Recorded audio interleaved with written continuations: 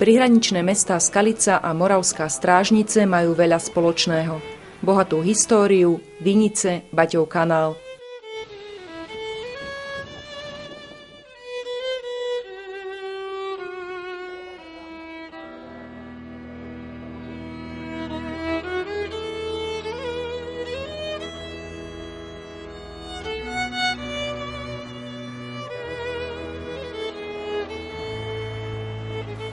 V sobotu 22. septembra tieto dve mestá spájalo ešte niečo navyše – Deň európskej spolupráce. Podujatie zorganizovalo Ministerstvo pôdohospodárstva a rozvoja vidieka Slovenskej republiky v rámci programu cezhraničnej spolupráce medzi Slovenskou a Českou republikou pre programové obdobie 2007 až 2013, do ktorého sa aktívne zapojilo 40 krajín Európy. Cieľom tohto dňa s motom Spoločne bez hraníc bolo podporiť myšlienku obnovenia sociálnych, kultúrnych a spoločenských väzieb susediacich prihraničných regiónov. Rôznorodý program na Strážnickom námestí otvorila starostka mesta Renáta Smutná. Je to projekt, ktorý je zameraný na spoluprácu nielen ľudí, teda obyvateľov prihraničného regiónu, ale inštitúcií, ktoré spolupracujú v rámci tohto programu. Ja predpokladám, že práve ten Európsky deň územnej spolupráce privedie vlastne tých ľudí ešte viac ako keby k sebe, umožní im stretávať sa, čo má byť vlastne aj cieľom tohto podujatia, aby ľudia videli, aké sú možnosti. To všetko okolo, tieto sprievodné akcie vlastne majú navodiť tú atmosféru, že ten program je, dá sa povedať, pre tých obyvateľov prihraničného regiónu prínosný a že prinesie nejaké výsledky aj do budúcnosti, tak ako už prináša momentálne, keď máme nejakých približne 150 schválených projektov.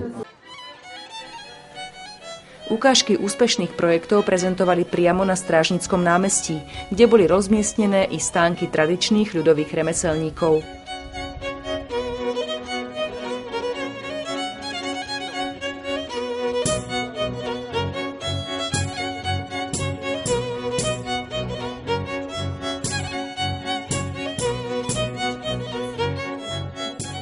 Jedným z tých výstupov z tohto projektu je prenosné digitálne planetárium, ktoré sme priniesli sem. Jedná sa o spoločný projekt Obloha na dlani, hvezdárne v Partizánskom a hviezdárni Valašskej Meziříčí. Návštevníci mali jedinečnú príležitosť vidieť hviezdnu oblohu v digitálnom planetáriu, ktoré bolo nainštalované v budove telocvične základnej školy Marušky Kudeříkovej v Strážnici.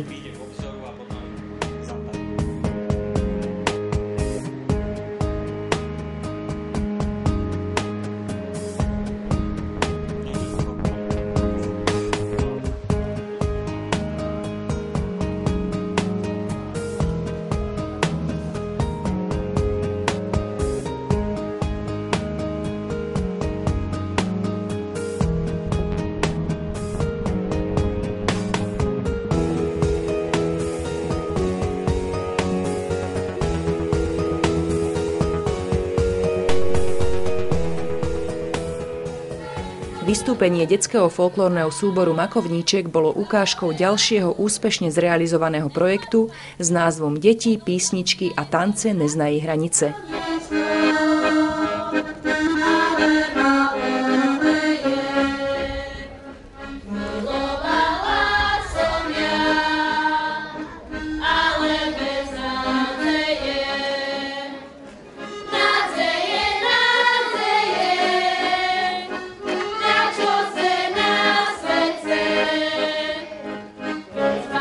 Projekt spoločne realizovali základné školy z Veľkých Karlovic a Makova s cieľom obnoviť a zachovať kultúrne tradície a zvyky v oblasti ľudových krojov, tancov a piesní.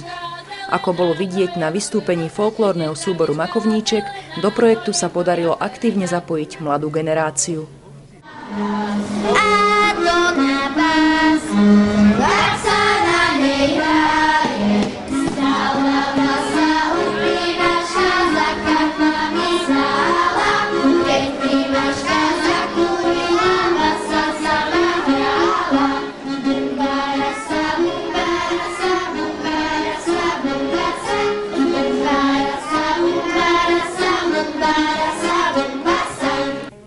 Mestá Strážnica a Skalica boli počas Dňa európskej spolupráce prepojené bezplatnou kývadlovou dopravou. Zo Strážnice autobus premával každú celú hodinu a zo Skalice vždy o pol. Obyvatelia i návštevníci obidvoch miest mali možnosť pozrieť sa, ako zábava pokračuje v partnerskom meste.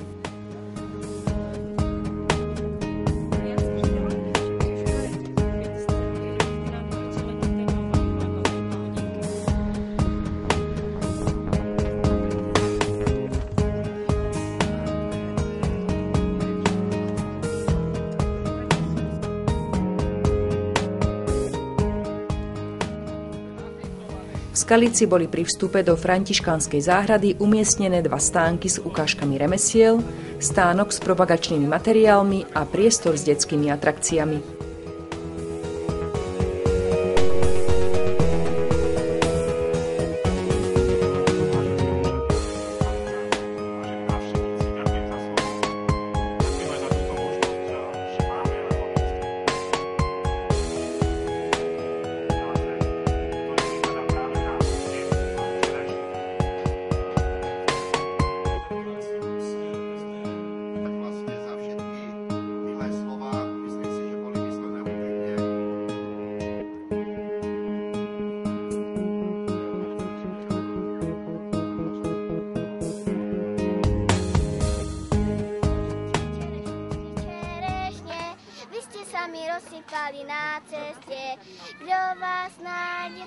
Skalica vo všeobecnosti dala v uplynulých rokoch viacero projektov, ktoré podporujú alebo ktoré sa, dá sa povedať, orientujú na cestovný ruch, takže v tomto prípade by som povedal, že Skalica je vzorovým mestom aj pre ostatné slovenské mestá a mohli by ostatné slovenské mestá čerpať skúsenosti práve z tých projektov, ktoré podala Skalica. Ale nie je to len cestovný ruch, sú to aj iné oblasti, napríklad oblasť životného prostredia, oblasť infraštruktúry. Viem, že máte napríklad vystavané alebo teda novopostavané cyklotrasy, takže táto oblasť, dá sa povedať, všeobecne ako celkovo Strážnicko-Skalicko by mohla byť ako pre ostatné slovenské mestá a pre slovenské mikroregióny určite tá vzorová oblasť. Kus tradície zo Skalice sa na Strážnickom námestí objavila v podobe súťaže, kto najrýchlejšie zje skalický trdelník.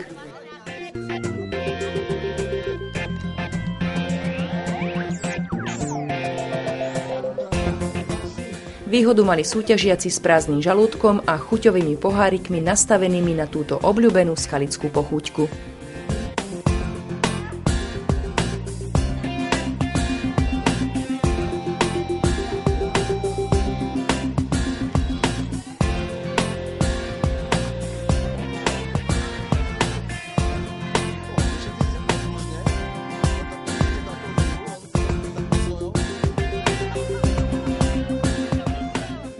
Jednou z priorít programu cezhraničnej spolupráce je podpora propagácie turizmu a cestovného ruchu. Daný región sa stáva zaujímavým tak pre domáceho, ako aj pre zahraničného návštevníka a vytvárajú sa podmienky pre nové pracovné príležitosti. Partnermi projektu Československý pohyblivý Betlém sú obce Horní Lideč, Dohňany a Zlínský kraj. Betlémský příběh je věčný příběh, který je potřeba připomínat nejenom nám dospělým, ale především dětem a každý o tom víme své.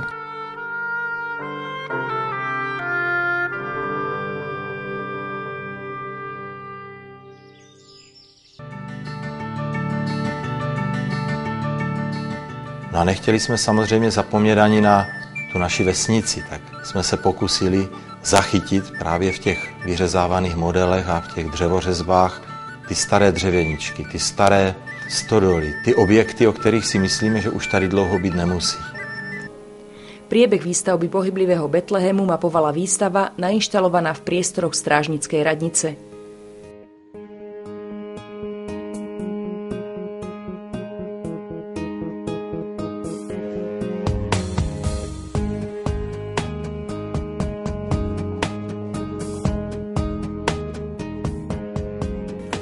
Krv v žilách návštevníkom rozprúdilo vystúpenie moderného umeleckého súboru študentiek z Purkyňovho gymnázia v Strážnici.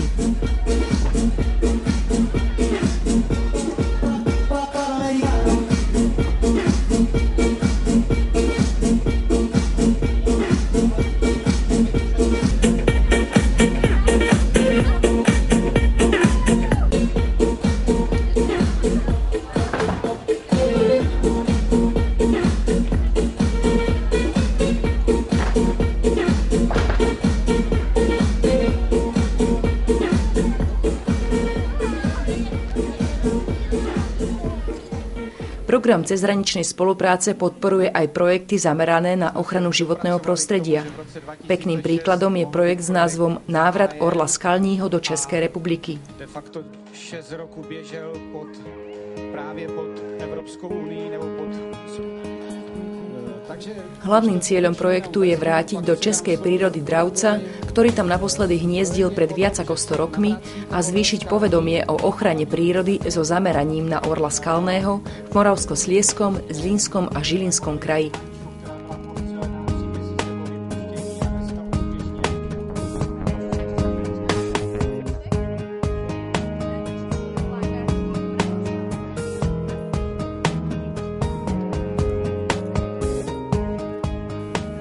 Strážnický folklórny súbor Dajánek vznikol v roku 1967. Súbor navštevujú deti od 3 rokov a na pódiu ich sprevádzala cymbalová muzika Krepina.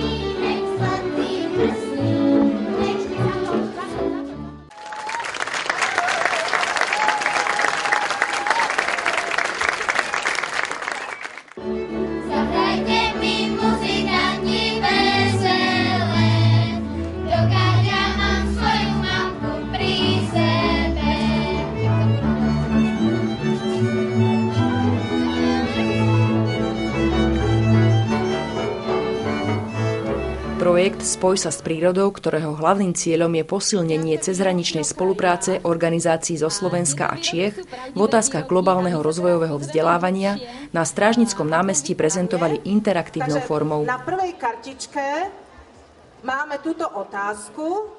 Trh s káblovou televíziou je v tejto krajine jeden z najväčších na svete. Projekt je určený mládeži, ktorá sa pripravuje na dospelý život.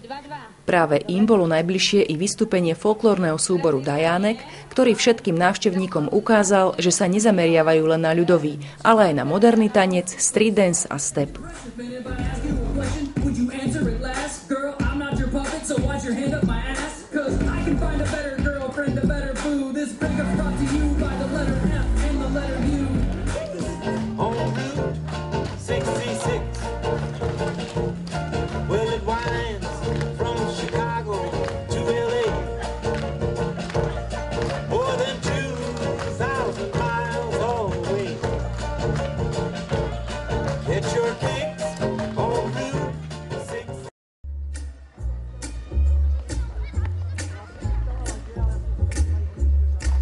Romeo loved Juliet, Juliet she felt the same. When you kiss them feverish, you live your life. Hlavnú atrakciu podujatia, pohľad na strážnicu z vtáčej perspektívy z koša ukotveného balóna, museli organizátori kvôli nepriaznivému počasiu zrušiť.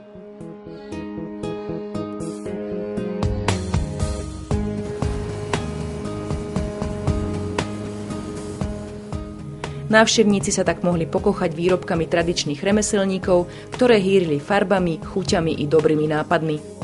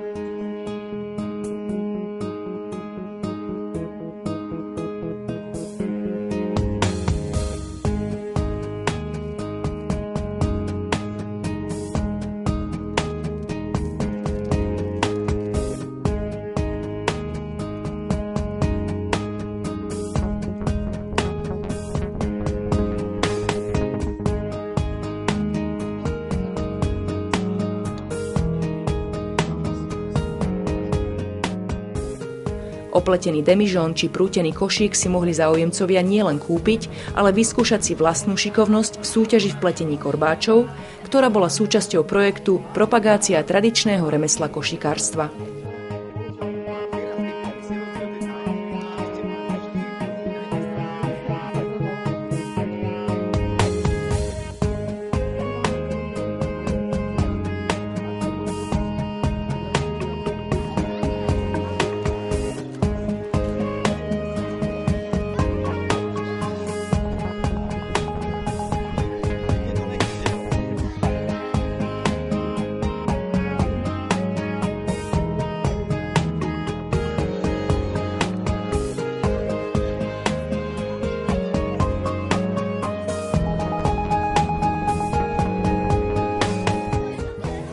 Pozornosť tých najmenších pútalo obľúbené maľovanie na tvár a klaun s farebnými balónikmi.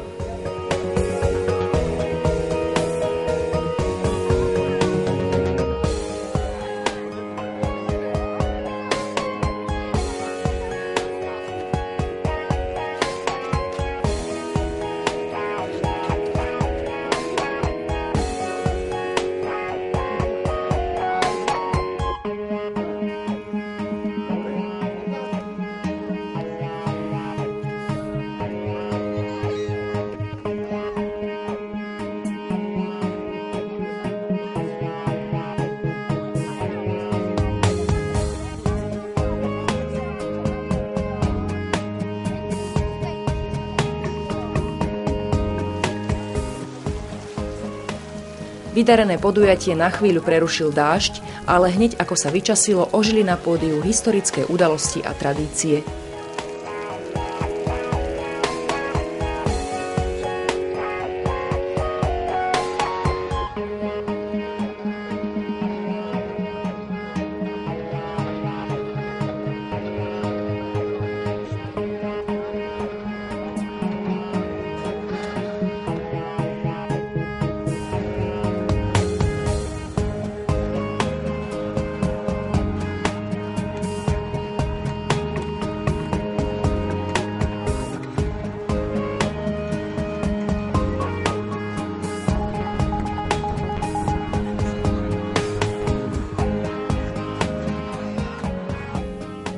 Hoci sa plánované výhliadky z balóna kvôli počasiu nezrealizovali, výhercovia hlavnej ceny v tombole sa balónom predsa len preletia a počas hodinového letu budú môcť obdivovať krásy moravsko-sliezského pomedzia.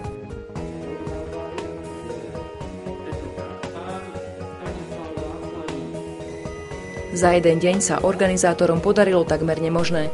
Pútovou formou prezentovať úspešne zrealizované československé cezhraničné projekty, oživiť tradície starých remesiel, folklóru, predstaviť umenie mladých a v neposlednom rade prepojiť dve príhraničné mestá, Slovenskú Skalicu a Moravskú Strážnicu.